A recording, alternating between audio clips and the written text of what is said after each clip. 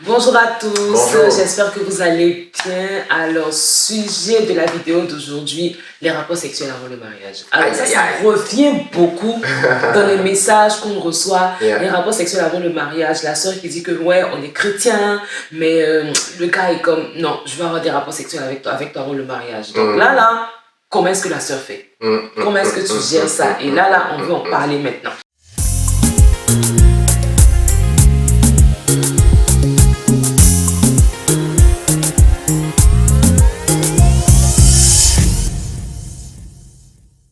Je pense que c'est un sujet qui touche plusieurs personnes.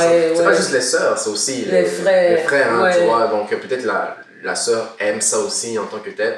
Je pense que parmi tous les sujets qu'on a fait dans les vidéos, et j'espère que vous avez été très bénis, très édifiés par cela, mais la question vraiment du sexe avant le mariage, de la chasteté, de l'abstinence sexuelle à proprement parler, ça rejoint vraiment beaucoup de personnes. Et honnêtement, on va l'aborder avec beaucoup d'humilité parce que nous aussi, on a été confrontés à cette même réalité-là. Et on sait que ça peut être un enjeu, même pour des personnes qui vraiment aiment le Seigneur et qui craignent le Seigneur, mais qui n'arrivent pas à trouver des solutions. La première des choses, c'est toujours de revenir en fait à ce que la Bible dit. Tu sais, Jésus a dit quelque chose de très clair, c'est que ceux qui m'aiment ne sont pas ceux qui disent qu'ils m'aiment, ne sont pas ceux qui vont à l'église, ne sont pas ceux qui prient 40 jours, jeûnent 40 jours, quoi que ce soit. Ce sont des personnes qui serrent et qui gardent les commandements. Serrer la parole de Dieu dans son cœur, garder les commandements et les mettre en application.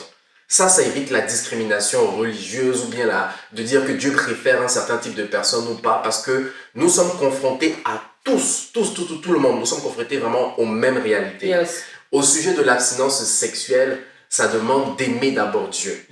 Tu vois? Véritablement et sincèrement. Tu vois, aimer Dieu en esprit et en vérité, se consacrer véritablement à Dieu. De tout son cœur, de toute son âme, de toutes ses forces. Totalement. Parce qu'on peut donner des conseils, on peut donner des tips, comme on dit, des astuces, comment ne pas tomber dans le péché ou quoi que ce soit, mais si ton cœur, si tu aimes ces choses-là, tu vois, tu vas finir pas tomber dedans. Jésus a dit, ne craignez pas le monde, ni le prince du monde, parce qu'il n'a rien de moi en lui. Je n'ai rien de lui en moi aussi. Il y a une différence notoire entre les ténèbres et la lumière. Et nous sommes des enfants de lumière. Il est possible d'aimer justement ces choses si tu as connu le monde avant, si tu as eu des rapports sexuels avant. Il est possible, même dans ta marche chrétienne, d'être tenté, des luttes à l'intérieur. Mais le cri d'un adorateur ou d'une adoratrice du Seigneur, c'est de se répandre devant les pieds du Seigneur et de dire, Seigneur, je ne veux pas que cet amour-là reste dans mon cœur. Je ne veux pas que l'amour du sexe, l'amour des relations sexuelles avant le mariage, je ne veux pas goûter avant le temps. Il faut s'étendre. C'est une question de sincérité. Et ça, honnêtement, ça ne se communique pas. Montrer sa faiblesse devant le Seigneur dans la prière. La Bible dit que c'est quand nous sommes faibles que nous sommes forts. C'est là qu'il va venir te chercher pour te donner sa force, pour que tu puisses surmonter cela. Exactement. Donc, ça ne se communique pas, ça se cherche personnellement. On peut faire des vidéos, plein de choses, mais ça ne se communique pas. Il faut aller le recevoir dans la prière, dans la sincérité de cœur. Ça, c'est la première des choses. Puis la deuxième des choses, c'est que si vous rencontrez des personnes qui, délibérément, c'est-à-dire, comme on a dit au début, le frère ou bien la sœur, elle dit qu'elle est chrétienne, mais qu'elle refuse. Elle refuse vraiment de s'abstenir sexuellement avant le mariage. Là, je veux dire quand même qu'il y a un problème. C'est pas une question de faiblesse qui peut être temporaire ou bien très occasionnelle, exceptionnelle. C'est un style de vie. Elle a décidé, elle a vraiment adopté ce style de vie-là, et pour elle, c'est un non-sens, tu vois. Donc à ce moment-là, personnellement, moi je recommande d'arrêter la relation parce que vous n'avez pas les mêmes fondements bibliques. Et il ne faut pas se donner, parce que c'est une preuve d'amour. Au contraire, quand tu te donnes à quelqu'un avant le mariage, c'est une preuve en fait de manque de respect. Tu vois, tu dénatures ton identité, tu dénatures ta valeur, et tu es en train de prouver en fait que tu ne valorises pas les instructions du Seigneur. Exact. Et ce que Fabrice est en train de dire, ça peut paraître difficile. Je parle plus pour les sœurs. Ça peut paraître difficile parce qu'on est déjà embarqué dans les émotions. Absolument. On se voyait faire sa vie avec ce gars, et puis on n'imagine même pas. Arrêter la relation pour ça. Donc du coup, tu vas te compromettre en disant, c'est pas grave, je peux le faire. Et puis directement, tu rentres dans une boule de neige, au fait, qui dit plus son nom. Donc, comme Fabrice a dit, ça peut être difficile, mais sincèrement, c'est d'arrêter la relation parce que vous n'avez pas les mêmes bagages spirituels. Exact. Vous n'êtes plus sur la même longueur d'onde. Par amour pour quelqu'un, tu es capable en fait de sacrifier ta relation avec Dieu. Ça veut dire déjà que cette relation ne te pousse pas à Dieu, ne te pousse pas vers Dieu. Et encore une fois, je vais revenir à la première décision, au premier conseil qu'on a donné au début, c'est est-ce que tu aimes Dieu? Est-ce que tu veux lui faire plaisir? Est-ce que tu as compris que le sang de Christ, le sang de Jésus a coulé à la croix pour toi et que tu ne t'appartiens plus? Tu vois, ça, on ne peut pas te le communiquer ou te l'expliquer, c'est toi qui dois l'accepter comme une vérité fondamentale dans ta vie.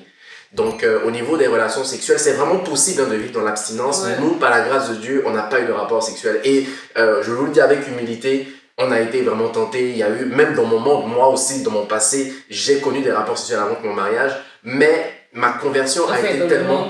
Oui, dans le monde, bien entendu, dans le monde. Mais ma conversion a été tellement sincère, tellement profonde. Je cherchais le cœur de Dieu.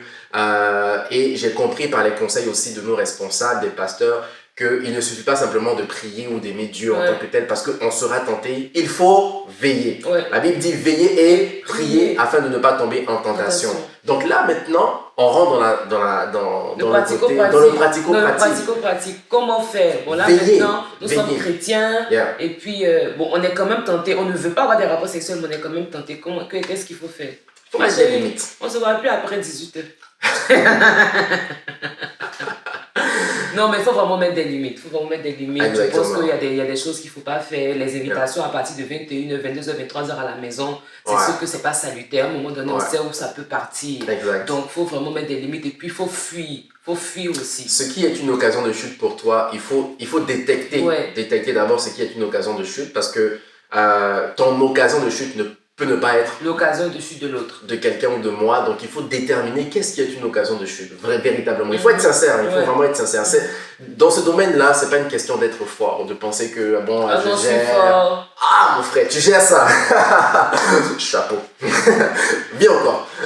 Non, honnêtement, sur ce sujet, il faut être très sincère et puis dire, écoute, quand tu t'habilles par exemple de telle façon, pour moi c'est une occasion de chute. Voilà. Quand tu me parles seul à seul, dans une certaine façon, ou bien où on est dans un cadre seul chez nous. Et puis tu commences à me dire je t'aime, tu mets trop de miel dans mes oreilles là, ça c'est une occasion de chute pour moi. Voilà, donc il faut vraiment déterminer qu'est-ce qui est occasion de chute, les écrire.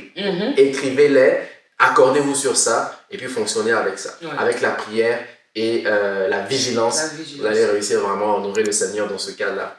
Puis il y a l'autre aspect aussi qu'on voulait dire, c'est que dans la chasteté avant le mariage, lorsque vous ne respectez pas ces choses-là, il y a ce qu'on appelle des liens spirituels. Ce sont des portes ouvertes que vous ouvrez, sont des portes ouvertes que l'ennemi peut utiliser pour venir polluer encore davantage votre relation.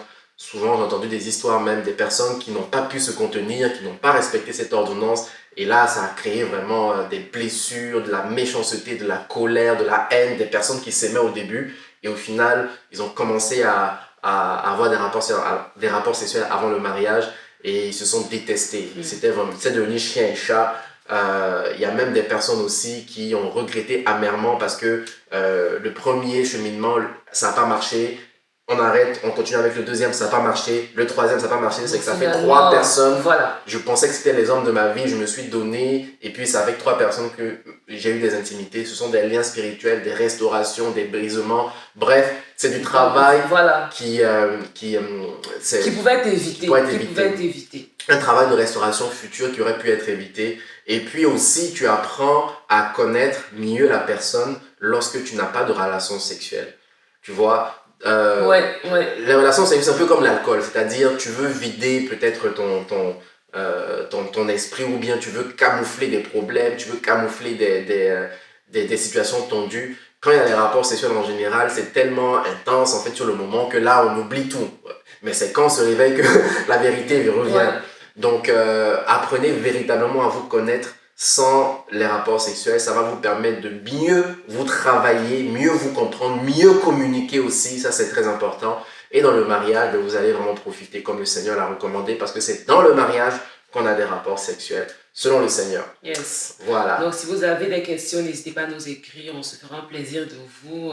Je pense que cette vidéo-là, il y a beaucoup de gens qui regardent ça en ce moment et puis ils sont plein merci Seigneur. Non, ne culpabilisez pas, on est ensemble. Tout est une question vraiment de volonté, de prière et puis c'est possible. Ouais. Si le Seigneur l'a fait avec nous, c'est que c'est possible. C'est possible, c'est possible, guys, voilà. C'est possible. Donc, on reste toujours connectés et puis on se dit à bientôt pour de prochaines vidéos. Bisous. Ciao. Bye.